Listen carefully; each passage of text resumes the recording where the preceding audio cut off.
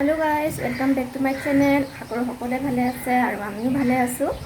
তো প্ৰথমতে মই সকলোকে ৰঙালী বিহুৰ বহুত শুভেচ্ছা জ্ঞাপন কৰিছোঁ। সোনকালে বিহু যেহেতু আহি পালেহি, মানে কাইলৈ, তো আজি ভাবিছোঁ ব্লগ এটা বনাই দিওঁ, মানে আজিৰ পৰাই ষ্টাৰ্ট কৰিম। তো বিহুত কি কৰিম আমি এইটো ব্লগতে আপোনালোকে দেখি পাব। তো সেইটো শেষলৈকে চাই থাকিব। মানে মায়ে এতিয়া পিঠা খুন্দি আছে, তো কি বনাওঁ, কেনেধৰণে এইবাৰ বিহুটো চেলিব্ৰেট কৰোঁ, তো সকলোখিনি দেখুৱাম।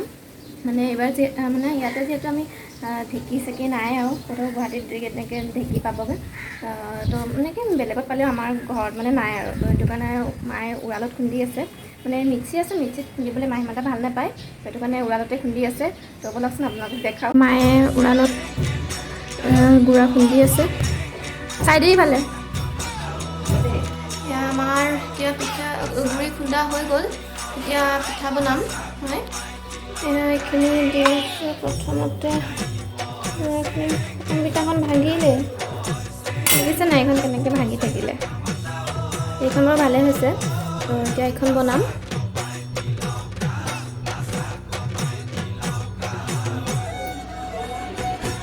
এনেকুৱা হয় নাজানো দেই।